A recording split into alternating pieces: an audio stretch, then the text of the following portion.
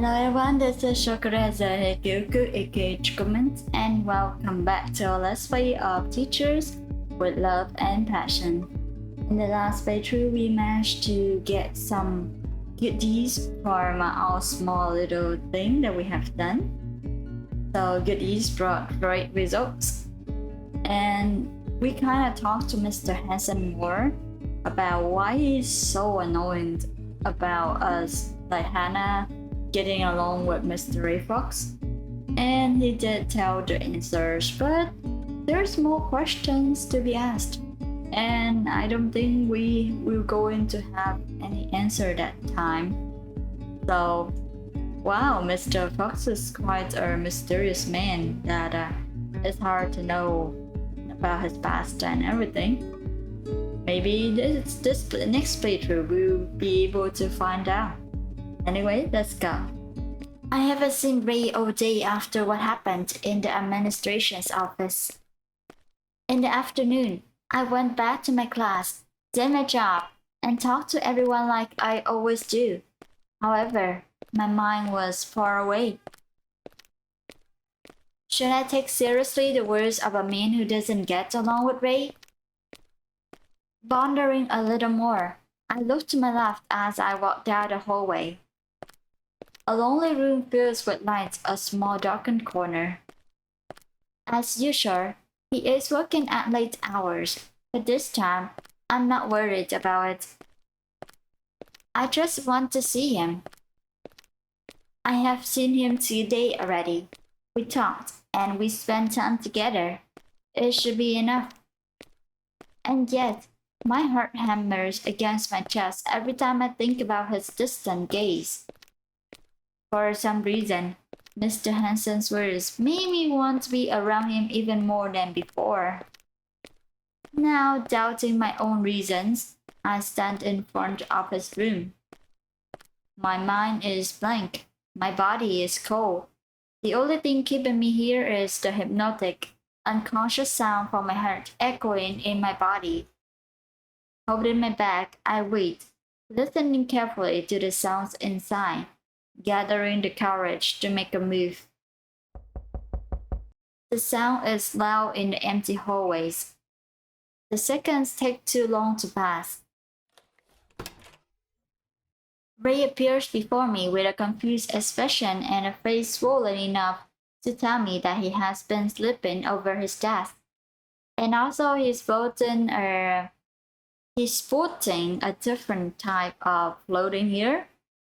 Is it like a sleeveless shirt or vest? I'm not sure. But that's a style, right? He also looks like he's been shaved. Kinda, too. Nice arm, sir. Slowly, tiredness melts away from his face when he finds my small body under him. What is this description? No, this description is interesting if taken out of context. He is not wearing his suit, and his hair is a bit messed in the corners. Such an unexpected sign stirs my feelings again. I see. Stir your feelings,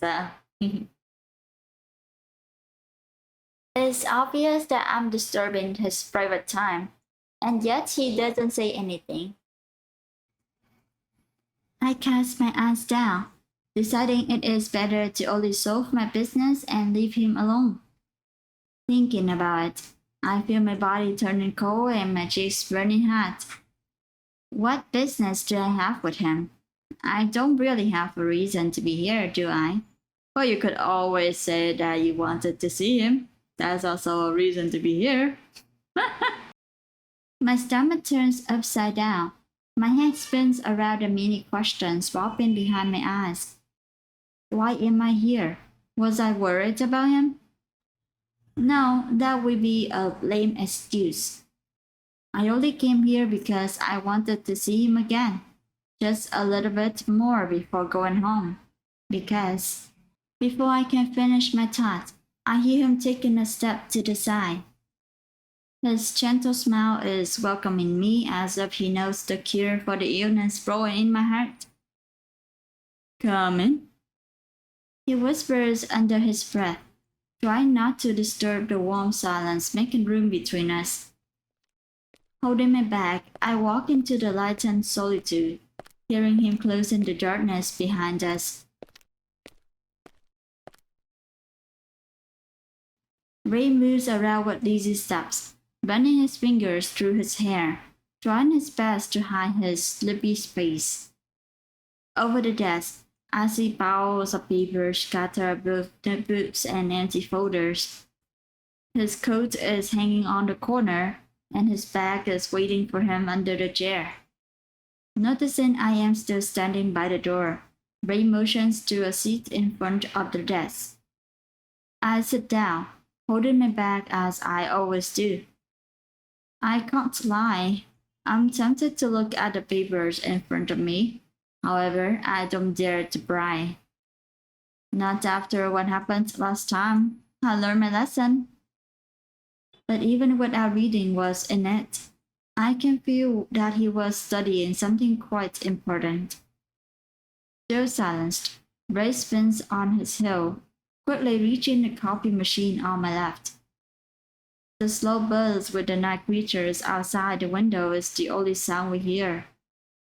Our voices seem to have disappeared, but at least lost their courage to come out.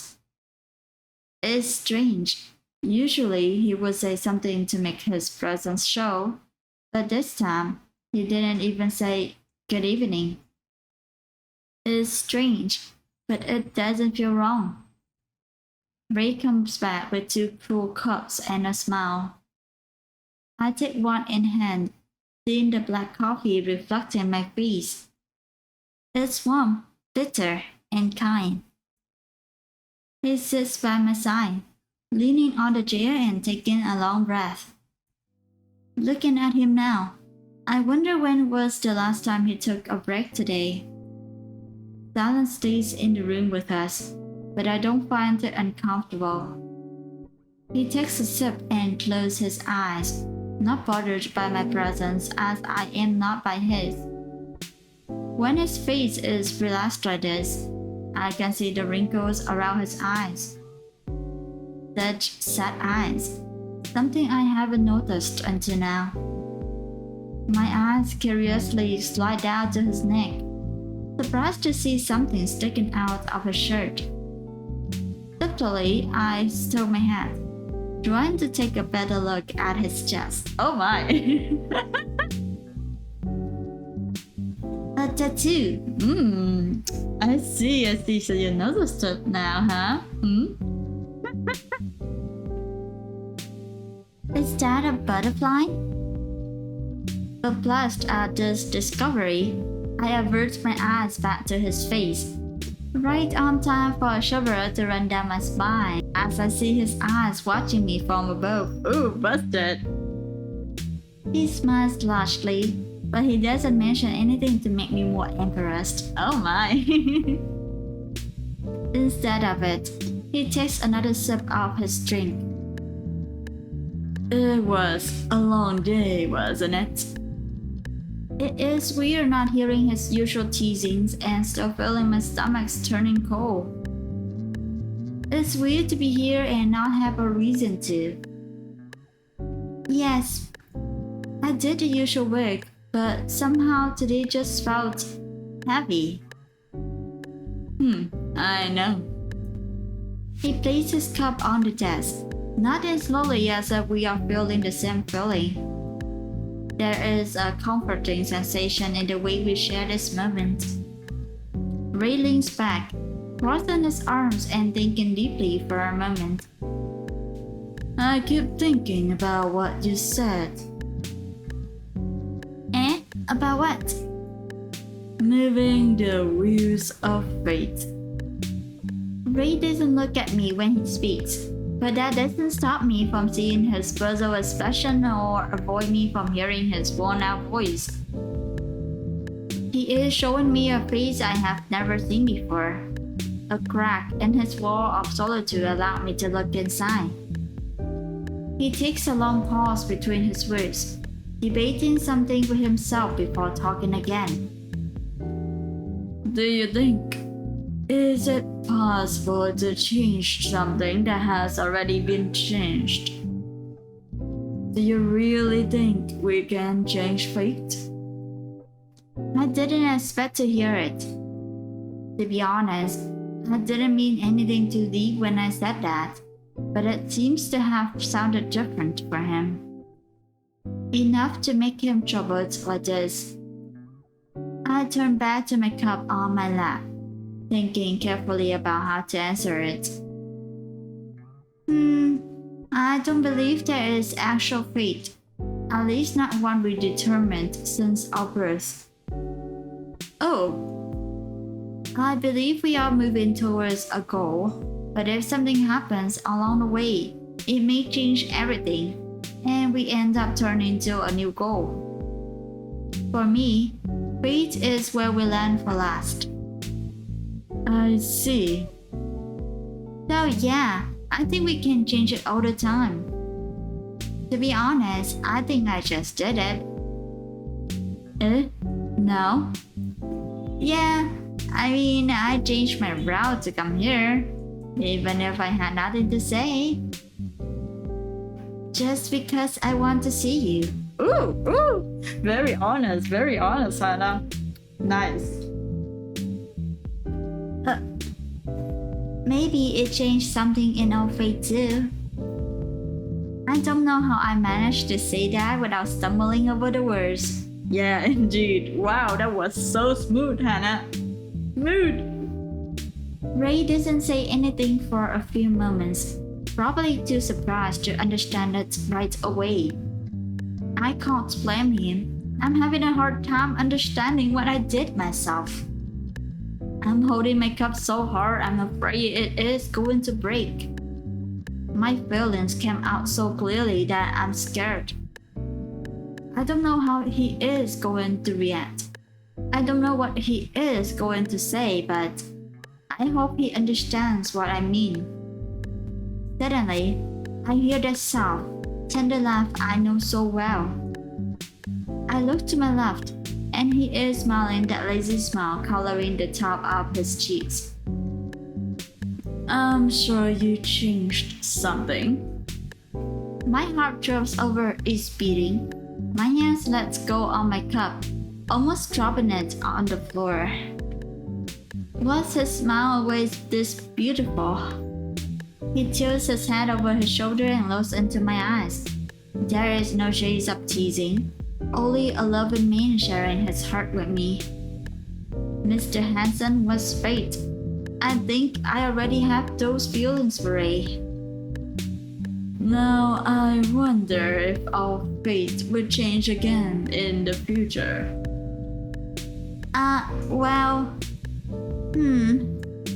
Probably indeed. I hope it doesn't. Why? I like how things are right now. I'm happy, so... I just wish I could freeze it like this. Oh, wouldn't that be marvelous? Hearing me say that seems to have triggered some internal wish of his own. Ray laughs, shaking his head in disbelief. I guess that is too much to ask. Just then, it occurred to me that I have been here only talking about my feelings. What's wrong? Nothing. That's not what your face is telling me. Did I say something strange? No, you didn't do anything wrong. Then? I think I'm talking too much tonight. Ray's eyes widen upon hearing my confession. Not the reaction I was hoping for, but it is enough to tell me I am right. I'm sorry, I don't know what is getting into me today. Don't be sorry. I don't want to think you regret the time we spent together now. never said I hated it, so... Would you mind talking even more? For a moment, my mind went blank. For a moment, all I want is to stay under his gentle eyes and nothing more. My cheeks are red, and my heart is beating like a drum telling me to look away from these eyes that cause me fuss. But instead, I keep looking, flirting with this feeling. I nod, he smiles. Embarrassed, I turn my gaze away, not to run from him, but to stabilize my heartbeat. At the top of the wall, I see something that takes the stupid smile out of my face. Oh, it's already 9 p.m.? God, I should have gone home 2 hours ago. As I panic in my seat, Ray turns his head back, looking at the clock tightly. Do you really have to go? His voice tells me to stay a little longer. Oh, temptation! But my responsibilities tell me to make the right decision. Yeah, I still have work to do at home. Oh, I see. I say that, but neither of us makes a move. It feels wrong to just step away from this comfortable place we make for ourselves. Yes. Ray smiled at me, noticing the strange hesitation holding us back. Thank you for coming, Hannah.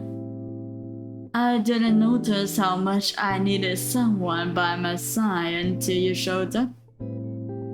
His voice has this laughing tone that makes me feel right at home.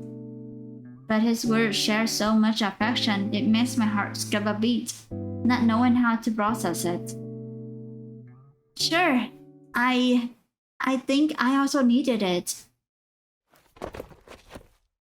A strange noise in the hallway makes us both turn our heads to the door. There are no knocks, no steps, only a ghostly sensation of being watched. Whatever it was enough to force us to move away from each other. I better go now. Yeah, let me just walk you to the door. Standing up clumsily, I hit my feet on something on the floor. Worried to have messed up a hidden pile of documents, I looked down, finding his bag dropped to the side. It is obvious that I have kicked it, but what makes me surprised is what I see inside. Tons of medicine boxes are piled up to the point some are even coming out of it. Well then. Ray's voice calls me back, making me turn quickly. I think I have seen something I shouldn't. Now it's hard to keep a poker face in front of him. I hope to see you tomorrow again. Trying my best to pretend nothing happened, I show him a nervous smile, walking towards the door. Yeah, of course. And I hope we can talk again. It's hard for me not to look his way when he talks with such a sweet voice. But when I look at his face now, all I think is, what the hell was that? I mean, it's medicine. Maybe he is sick or something. I know he is the doctor, and he probably knows what he is doing, but why did it look like he was hiding it? I mean, maybe he is sick and he doesn't want anyone to know about it? Maybe? Not sure? Have a good night, Hannah. You too. Ray didn't notice that, so I shouldn't be worried. At least not now. Waving him goodbye, I walk out of the room. This is not what I planned to feel after having such a good time with him, but it happened anyway. Just another turn of the wheel.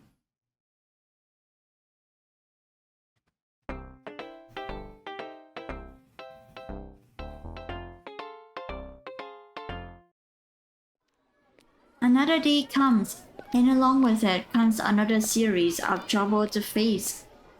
And yet, I can't take that out of my mind. I have spent most of my morning thinking about all those bottles. It was dark last night, and I had to act quickly not to be found, so of course, I didn't read the names on it. However, something in the back of my mind is telling me that those medicines weren't supposed to be there. Thanks to that, now I can't stop thinking about what Edgar said. And then what Mr. Hansen said. And now my thoughts are tangling in mass confusion. I thought about going to Ray and asking him about it directly, but that didn't sound smart. I don't think he would be happy to know I was fibbing on his personal stuff. But I still had to talk to someone about it. Maybe Mr. Hansen, he seems to know something. Or that too, yeah, Thomas. Thomas is not a good choice. That's why I decided to go to Thomas' office on my break and try to ease my troubles.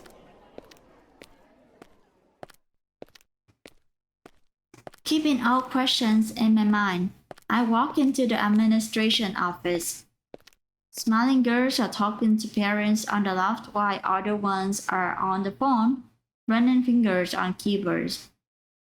The usual silence and boring faces are nowhere near here now. Seeing the place so busy makes me wonder if there is any event happening anytime soon. Good morning, Miss Fine. From behind the counter, closer than I noticed, Eric calls my name in his usual cheerful tone. I turn around to find his eyes lighten up, seeing my surprised face. He leans playfully on the counter, making me wonder if not everyone is that busy. Morning, what's going on here?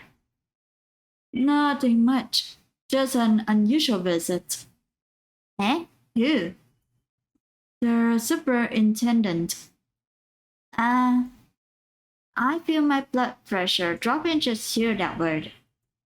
I don't need to be working here for too long to know that his visit is bad news, especially to Thomas. I can only imagine how stressed he must be right now when I decided to show up and bring my tiny problem to him. Thinking about it, I hold my bag under my arms, regretting coming here. Eric is looking at me with wide eyes as if realizing he had made a mistake of saying too much. Oh, but he is not here right now. I think he is coming later in the afternoon. Right now, we are only rushing to clean up the place before he arrives. I see. It's strange that Thomas didn't say anything to us. That's because it's not a formal meeting. I think Mr. Kleiman said something about the superintendent wanting to check a few documents and talking to him. So it's not a school inspection. That's a relief. The pressure on my shoulders vanishes considerably upon hearing that. I'm happy for Thomas and especially for me not being a nuisance to anyone. Nodding, I take a look at the room. It sure seems like everyone is doing their best to be helpful and show how good they are at their jobs. Even though this visit doesn't interfere with the school's performance, everyone is still working hard for Thomas. A smile grows on my face knowing how much everyone cares about him and tries to reciprocate his affection in some way. Thomas really made a family out of everyone here. You look good today, Miss Fine. The words hit my ear like a gunshot, shattering my thoughts and making me turn in his direction quickly. His face holds a gentle smile. His eyes watch me carefully, and he shows me an expression I was expecting to see.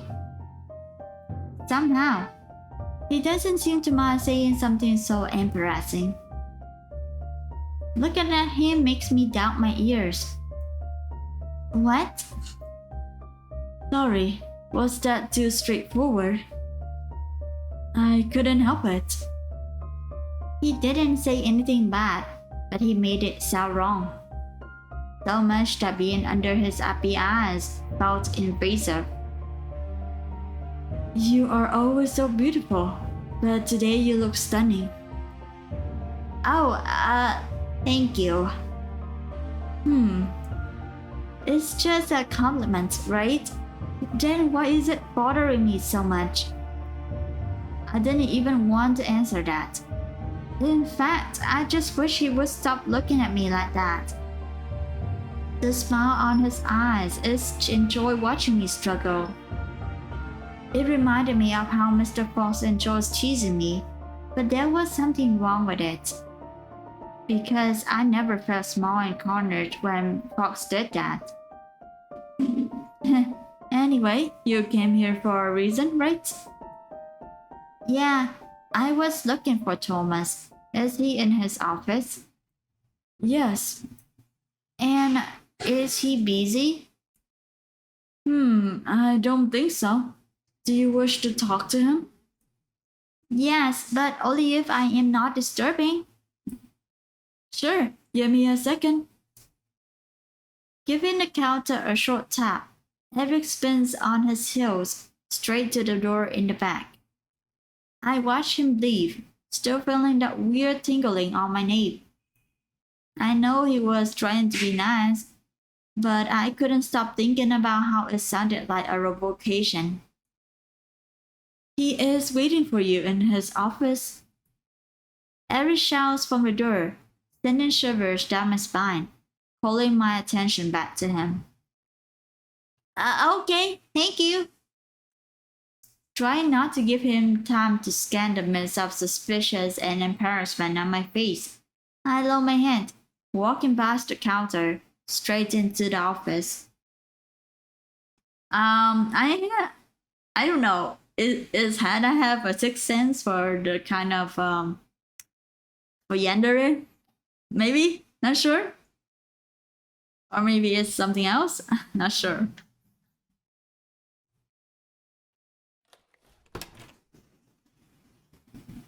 Hearing the door close behind me makes me sigh with an unusual relief.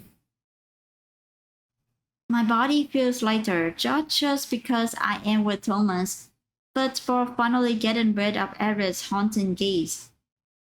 Or maybe his gaze is too intense, I guess. Leaving it aside, I look up, finding our beloved principal sitting at his desk, with eyes glued on his computer screen. Serious eyes reflect the tiny words. Cartilage moves silently and delicately as he reads every sentence. Elegance and power overflow from his every move. He looks nothing like the gentle principal running around the halls, annoying the teachers, and getting tired of his students' shenanigans. Sometimes I forget he is the serious header behind this school. The thought alone doesn't let me hold back a giggle. This quiet sound is enough to snap him out of his concentration and make my presence seen. All of his critical features dissolve into a soft smile when he finally finds me standing in the doorway. Miss Fine, please come in. Standing up as quickly as possible, he moves around clumsily, reaching a chair to pull for me. No matter what happens and no matter how I'm feeling, whenever I see Thomas, all my troubles melt away. It's been a while since you visited my office, my dear. I guess that means I'm handling it all too well, right? Indeed. You have no idea how proud I am to see how far you have come. But it doesn't mean you are allowed to stop visiting me. I know. You are welcome to come here even if you don't have a reason. I would very much enjoy your company with tea and fresh cookies. He changes from an elegant leader to the sweetest grandfather in a matter of seconds. I don't know how he does that, but I love it. How have you been? I heard you are busy being so popular with your students nowadays. That's true. We are so close lately that I'm starting to treat them all like my own kids. It feels good, but it is also very tiring. I bet it is, but I'm sure you can go through it too. To be honest, I knew you would make it from the day I met you. Is that so? Ah. I saw your good heart that day, Miss Fine. Something we all needed around here. They said something similar to me the day we met. At the time, I didn't believe in myself, but Thomas' words were enough to encourage me to give it a try. Hearing his words again now hits me with a stronger emotion, something I'm proud to feel. And talking about everyone, it seems the students aren't the only ones seeking your attention. What do you mean? The teacher's lounge.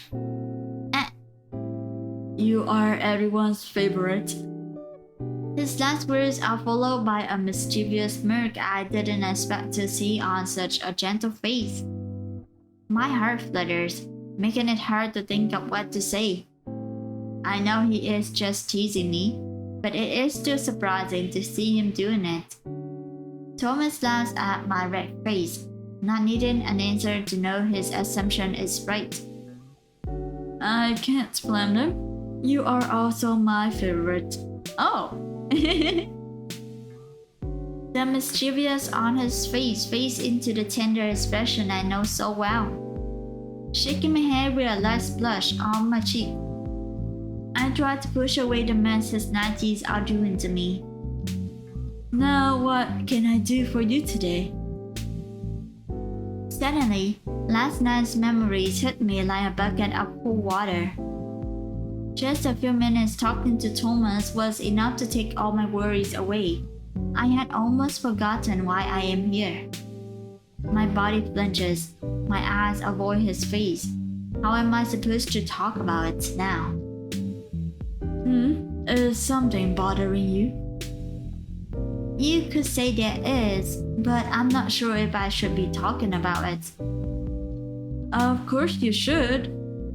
My dear, if it's troubling you, then it is my job to find a solution and make you comfortable. And I will do anything in my power to help you. I know, Thomas. I'm more concerned with what Thomas would think of it. I don't want this small suspicious to turn into an avalanche and hurt everyone just because I don't dare to talk to Ray directly. Did Mr. Hanson feel this way when he talked about that? Miss Fine? I am still unsure about doing this, but I am here already, and Thomas is my only safe option right now. Taking a long breath, I let the words repeated in my head all night slip down my lips for the first time.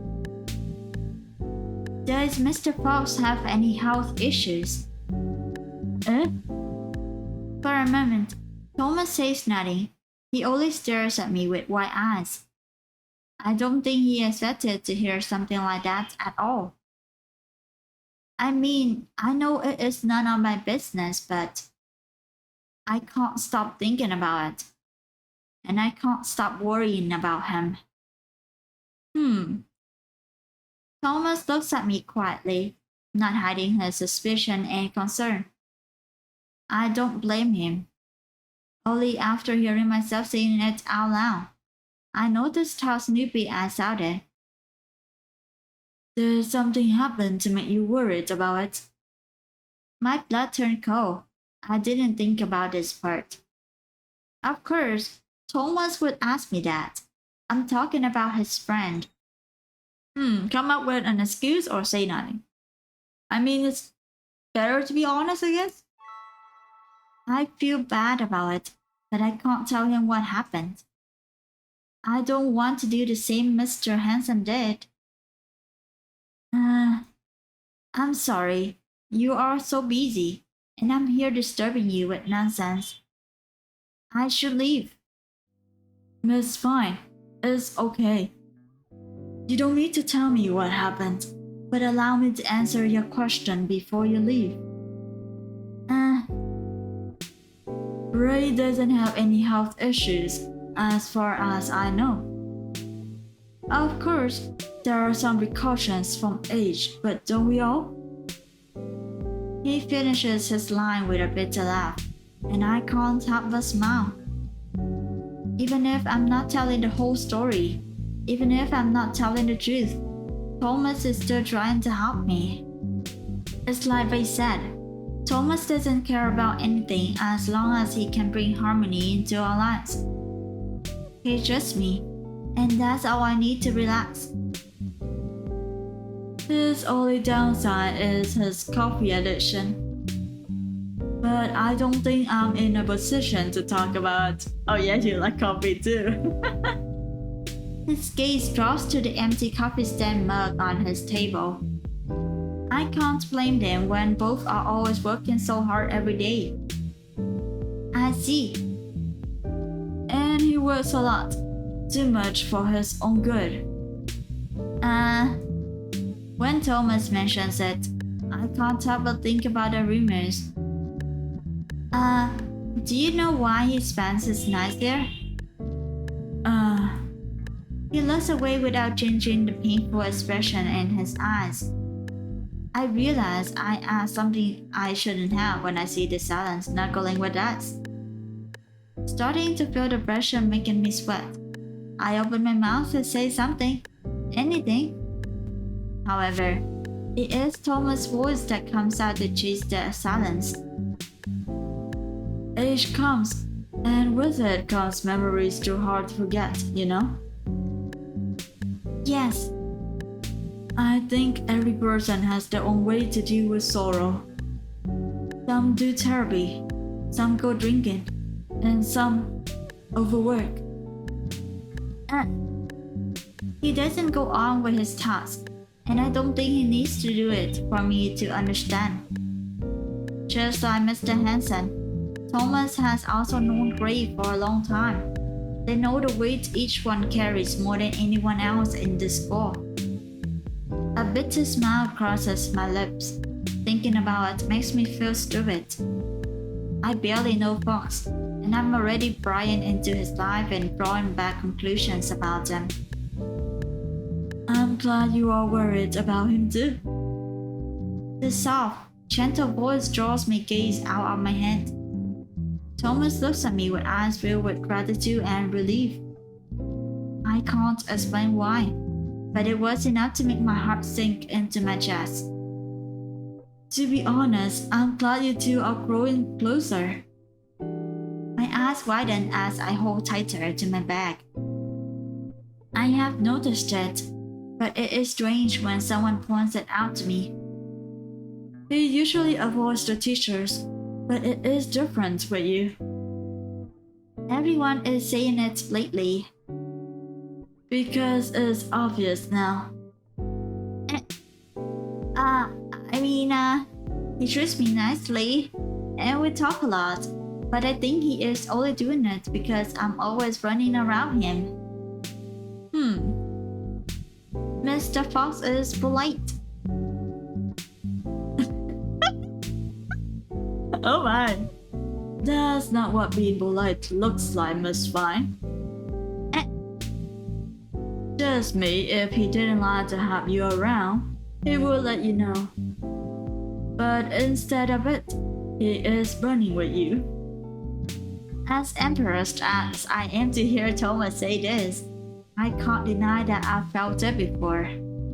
Last night, when we were together, I noticed nothing was keeping us apart. No embarrassment, no teasing, nothing. It was just him and me, not afraid to share thoughts and feelings. Aww.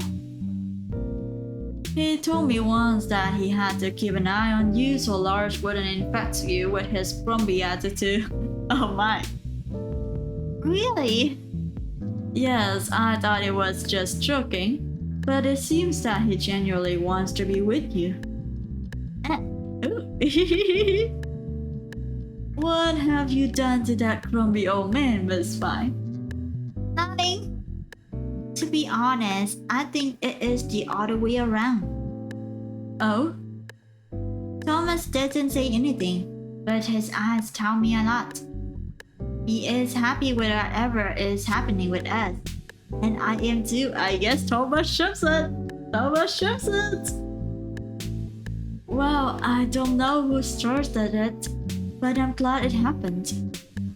Since you have been around, I have seen him leaving his office often and talking a bit more. He still wears his sarcasm in every situation, but at least he is not avoiding everyone. I think you are about to open an old box, Miss Fine. His words remind me of what Mr. Hansen said the other day, but differently, Thomas doesn't sound concerned or annoyed. It's more like he is rooting for me to go on with it. Ooh. Noticing my silence and assuming I'm thinking too deeply about it, Thomas giggled, pulling my attention gently. I hope to be around to see it happening. All that negative feeling hurting my heart is gone. Thomas exchanged the doubts dawned in my mind for the certainty that there is no reason to be afraid to get new thoughts. I am going to leave this room with my heart at peace, thanks to him. Thanks for your time, Thomas. It's a pleasure, Miss Fine. Knowing there's nothing more to talk about, I stand up with him. Thomas walks past me, reaching for the door as I fold it closely with an insistent smile on my lips. And please do come again. Don't forget what I said about the cookies. Eh? Oh, sorry. I was about to not. Sure. His face doesn't show that though. I think he was eavesdropping. Talk about a way to ruin the mood. Oh, it happens all the time. Thomas doesn't show any concern about it, but I can't help but be bothered. The time was too perfect, almost like he was already standing there, listening to our conversation. Yeah, he's definitely eavesdropping. Not wanting to jump to more conclusions for the day, I hold my bag, walking past them. I better get going. I don't want to disturb you anymore, Thomas. Don't worry, my dear. I always have time for you. Thank you. Have a good day. You too. See ya, Miss Fine. While Thomas is smiling at the door, Eric's eyes seem to follow me with a cold smile behind it. It's not just weird, it's creeping me out. Yeah, I think she's a good sixth sense for this. I don't know what got into him today, but I'm not staying here to ask. Walking fast, I go back to the teacher's lounge to wait for my shift to start.